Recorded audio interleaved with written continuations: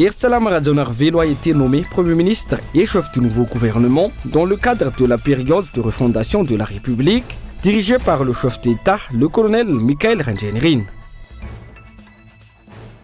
L'avocat maître Eric Ravidson a démenti les déclarations de la procureure du pôle anticorruption, laquelle avait affirmé qu'aucun mandat d'arrêt international n'avait été émis contre Mamra Vatmang. Dans l'actualité internationale, un cambriolage spectaculaire a eu lieu dimanche 19 octobre au matin, peu après l'ouverture du Louvre, le musée le plus visité au monde, où un commandant de 4 malfaiteurs s'est emparé de 8 bijoux du 19e siècle d'une valeur estimable avant de prendre la fuite.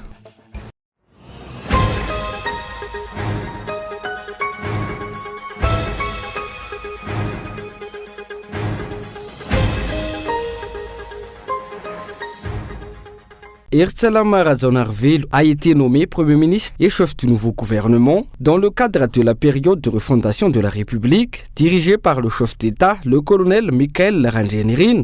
Irtsalam Radzonarvelo est économiste de formation et président du conseil d'administration de la BNI. Il a également exercé d'importantes responsabilités en tant que consultant international, menant de nombreux projets pour la Banque mondiale, l'Union européenne, le secrétaire général des États ACP, le COMESA, la SADC, la Commission de l'océan Indien COI, la Banque africaine de développement BAD et l'ITC. Il est en outre membre du groupe technique sur le commerce international. Par ailleurs, il a été président national du FIFPAMA, le Fikembanan Panjara Malagas, groupement des entrepreneurs malgaches, pendant 3 mandats consécutifs, soit 10 années à la tête de cette organisation. Ce nouveau Premier ministre est une personnalité dotée d'une solide expérience et d'une grande expertise dans les domaines économiques et commerciaux, ainsi que dans les relations internationales, selon les explications.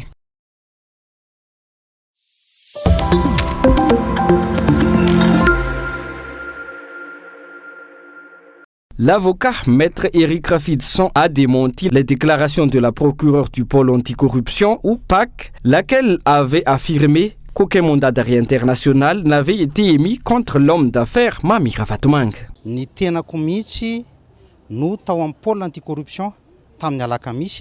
J'étais moi-même présent au PAC jeudi dernier, et j'ai vu la sortie de ce dossier concernant le mandat d'arrêt international.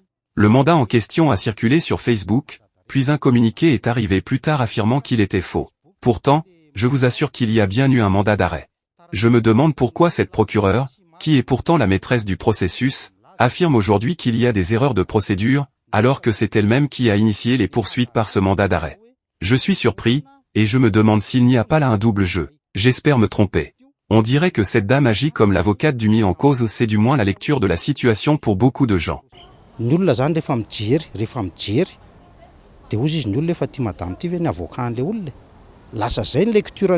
Selon l'avocat, plusieurs pratiques au sein du PAC suscitent des interrogations.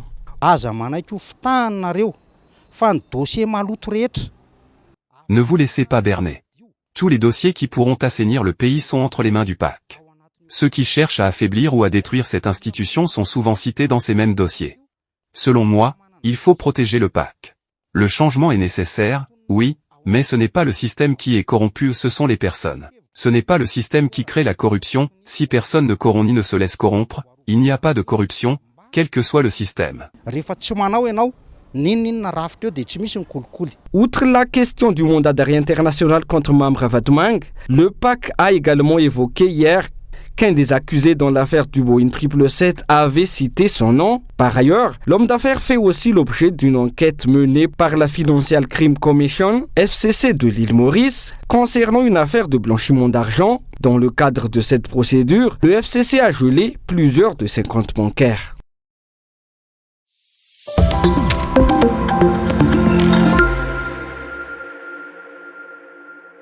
Le flou persiste jusqu'à présent concernant la suite donnée à l'affaire des Boeing 777, les discussions autour de l'empoisonnement à Mboumalaz ainsi que le pillage des richesses nationales, notamment de l'or.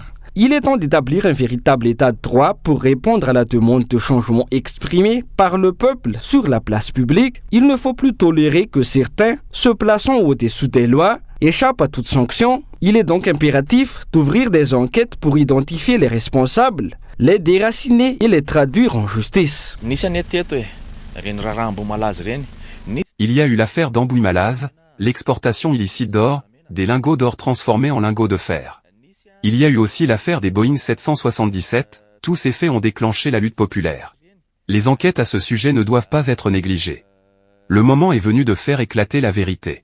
Il est possible que les torts ne concernent pas uniquement le régime précédent, mais tous ceux qui ont nui à ce pays. La justice doit être libre dans ses enquêtes pour que l'état de droit soit enfin instauré, ainsi que le changement réclamé par le peuple, un changement pour lequel certains ont versé leur sang.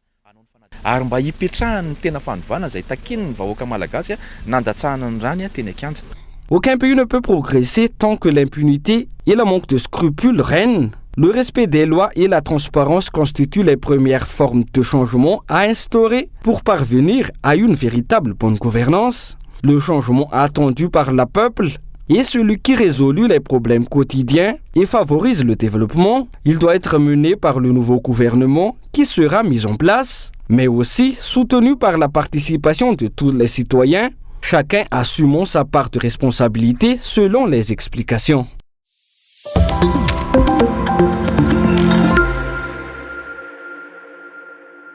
Les employés et les syndicats du ministère de l'Éducation nationale ont appelé l'ancien ministre à ne plus se rendre dans l'enceinte du ministère. Selon les informations recueillies, celle-ci aurait prévu de participer à la cérémonie de levée du drapeau ce matin au siège du ministère. Les employés affirment qu'ils ne tolèrent plus que Saoundjar Malala Marie-Michel s'implique dans les affaires internes du ministère, estimant que son mandat est arrivé à son terme. De quel droit l'ancienne ministre peut-elle se prévaloir pour faire la levée de drapeau avec les employés du ministère? On a manifesté pour que le précédent président son équipe quitte le pouvoir. Elle n'a aucun droit de venir dire au revoir aux employés, d'autant qu'elle n'a aucun employé qui travaille ici. Nous n'acceptons pas que ces individus viennent encore dans ce ministère.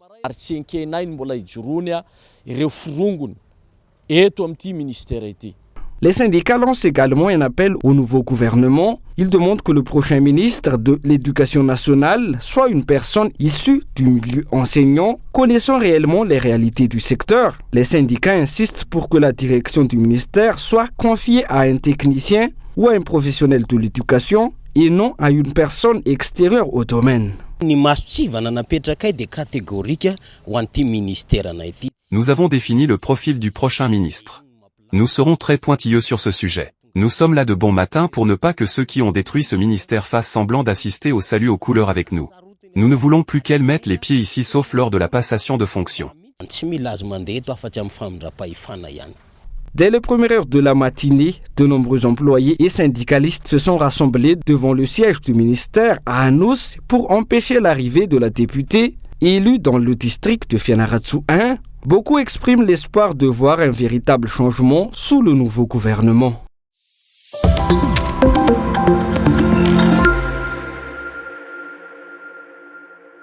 Les épouses et les familles des marins de bateaux AW expriment leur désarroi face à l'absence d'informations claires de la part des autorités compétentes, alors que les rumeurs se multiplient autour de la disparition du bateau qui a quitté Mahadzang il y a maintenant 4 mois. Nous vivons dans l'angoisse, confient les proches des 30 marins portés disparus. Rassemblés dans la rue, les familles ont manifesté pour réclamer le retour de leurs proches qu'elles croient toujours en vie.